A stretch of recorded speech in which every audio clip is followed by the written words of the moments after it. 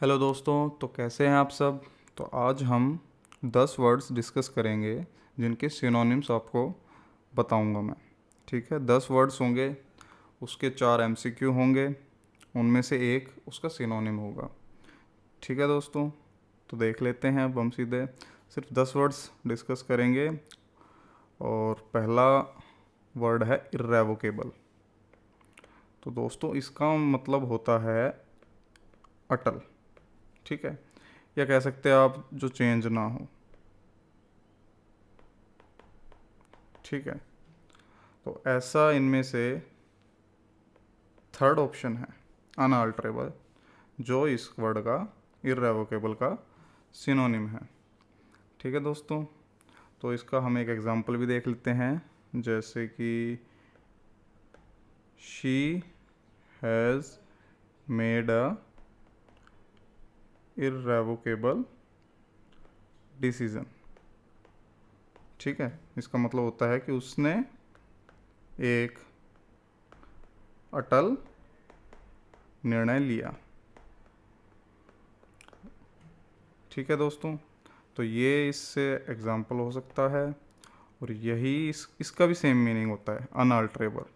Alter को हम बोलते हैं जो चेंज हो जाए, और अनअल्टरेबल मतलब जो चेंज ना हो, और जो चेंज ना हो उसका ही मतलब इर्रेवोकेबल होता है। तो आपका थर्ड ऑप्शन इसमें हो जाएगा दोस्तों। ठीक है, नेक्स्ट वर्ड है अडोर।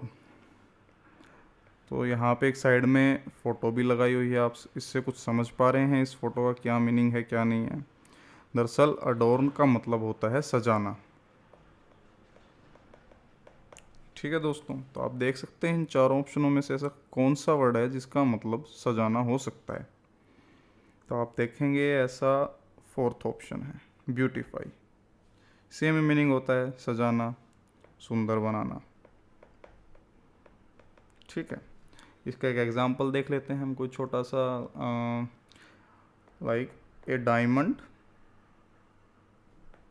नेकलेस अडोर्न्ड हर नेक। ठीक है, कि एक हीरे के हार ने उसकी गर्दन को सजा दिया, या उसके गले पे वो अच्छा लगा, ब्यूटीफाई किया। तो अडोर्न का मतलब ब्यूटीफाई होता है सजाना। Third, repose. दोस्तों रिपोज का मतलब होता है विश्राम करना। जैसे ये लड़का इस फोटो में आप देख रहे होगे, आराम से लेटा हुआ है, यही इसका मीनिंग होता है रिपोज का। ठीक है, विश्राम करना, रेस्ट करना। तो आप देखेंगे जो ये थर्ड ऑप्शन है रेस्ट, यही रिपोज का मीनिंग होता है। इसका एक एग्जांपल आप लेना चाहें तो I will not repose until this project is underway। कहने का मतलब ये है कि मैं तब तक विश्राम नहीं करूँगा जब तक यह प्रोजेक्ट शुरू नहीं हो जाता है। ठीक है, तो रिपोज का मतलब आप देखेंगे रेस्ट होता है, विश्राम नहीं करूँगा। ओके दोस्तों, तो अब हमारा नेक्स्ट जो वर्ड है फोर्थ वर्ड कॉमोशन। ठीक है, इसका मतलब होता है दोस्तों हल्ला गुल्ला। ठीक है, हंगामा कह सकते हो आप, कोलाहल कह सकते हो आप, सबका एक ही मीनिंग है, कोई अंतर नहीं है। ठीक है, देखो आप इस फोटो में देखेंगे, जैसे ये देखो पार्लियामेंट में लड़ाई हो रही है, कहाँ का है ये नहीं हमें पता है, इंडिया का तो लग नहीं रहा है। तो यही है, कमोशन हो रहा है। ठीक है, तो जो इसका मीनिंग होता है वो आपने देख ही लिया, ये इसके मीनिंग होते हैं। और इन चारों में से जो थर्ड ऑप्शन है डिस्टर्बेंस, उसका भी सेम मीनिंग होता है। डिस्टर्बेंस भी तो यही होता है, हंगामा, हल्ला गुल्ला। ठीक है दोस्तों, तो कमोशन का सिनोनिम क्या हो जाएगा, डिस्टर्बेंस। नेक्स्ट वर्ड है दोस्तों नर्चर।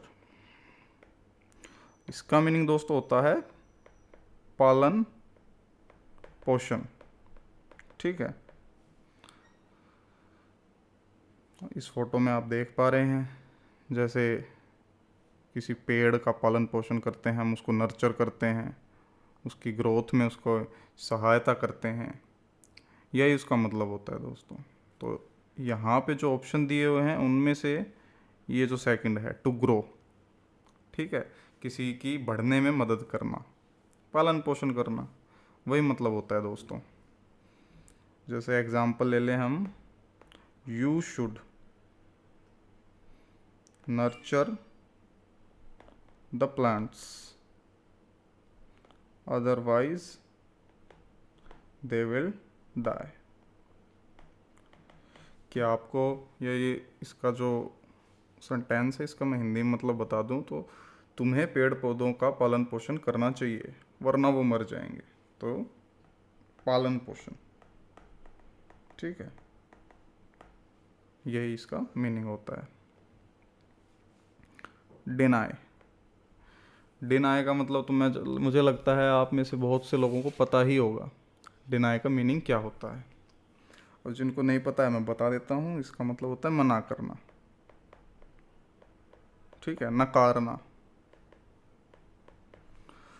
तो इसमें चार ऑप्शनों में से आप देखेंगे इसका जो मीनिंग है वो सेकंड ऑप्शन जो है रिफ्यूज़, उससे बिल्कुल मेल खाता है। डिनाई कर देना, रिफ्यूज़ कर देना।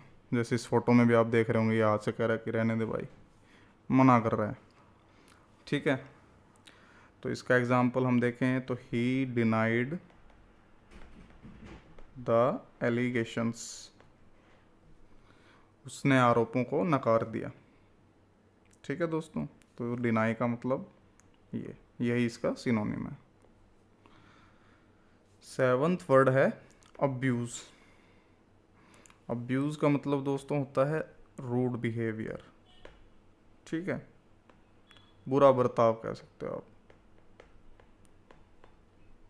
तिरस्कार करना, ठीक है, गाली देना भी कह देते हैं हम कई बार, यही वर्ड यूज़ करते हैं,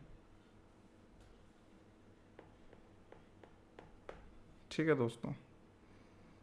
तो जैसे कि एग्जाम्पल क्या होगा, अशोक अब्यूज्ड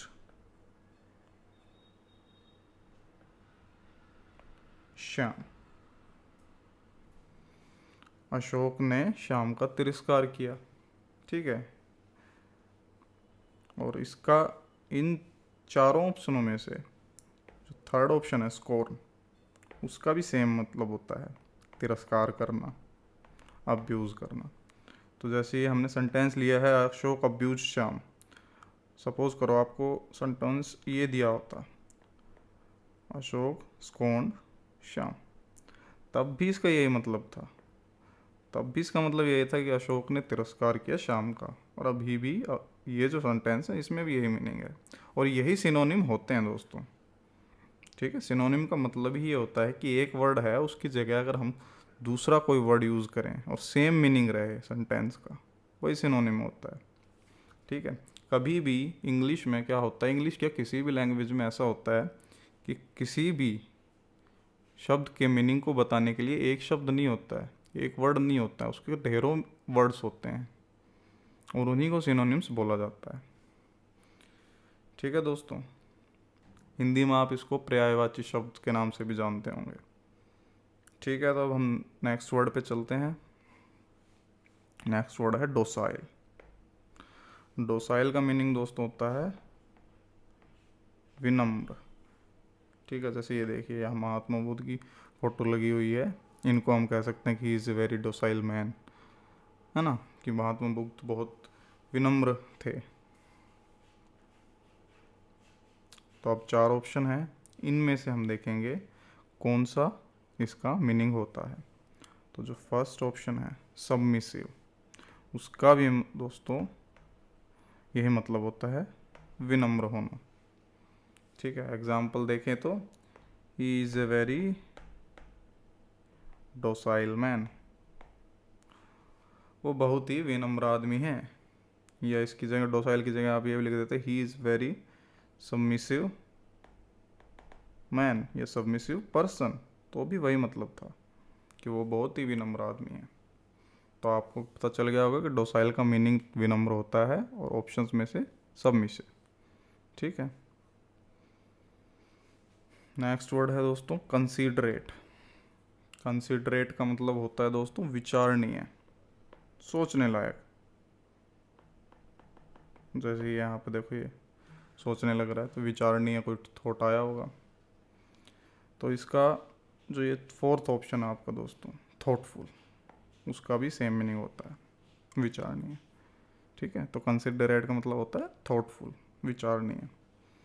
कोई अगर सेंटेंस में यूज़ करना हो तो हमें this is a very considerate thought, जो यह एक विचारणीय मत है, ये बात है जो आपने बोला है, किसी ने बोला हो। तो कई बार हम इसको यूज़ ऐसे कर सकते हैं, कोई आपको कुछ बता रहा हो तो आप बोल सकते हैं कि yes this is a very considerate thought, ये सोचने लायक बात है।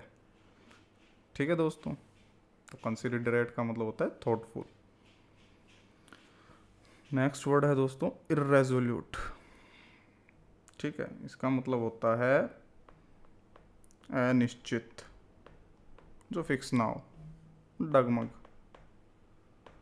है ना। तो इन चारों ऑप्शनों में से फर्स्ट ऑप्शन कह सकते हैं हम अनडिसाइडेड, उसका भी ये मतलब होता है जो निश्चित ना हो।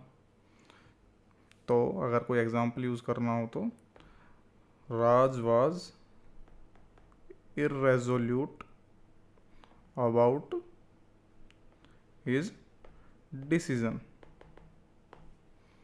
राज अपने निर्णय को लेकर अनिश्चित था, उसे अभी श्योर नहीं था। तो ये इर्रेजोल्यूट का मतलब अनडिसाइडेड, अनिश्चित हो जाता है दोस्तों। तो आज हम सिर्फ 10 ही वर्ड डिस्कस करेंगे दोस्तों। नेक्स्ट वीडियो में हम और 10 या और 20 वर्ड्स ऐसे डिस्कस करेंगे। कमेंट में मेरे को बताइएगा कि आपको ये तरीका अच्छा लगा, क्या आपको कुछ समझ आया या कुछ नहीं समझ आया, क्या कमियां थी या क्या अच्छा था, प्लीज़ कमेंट में ज़रूर बताइएगा।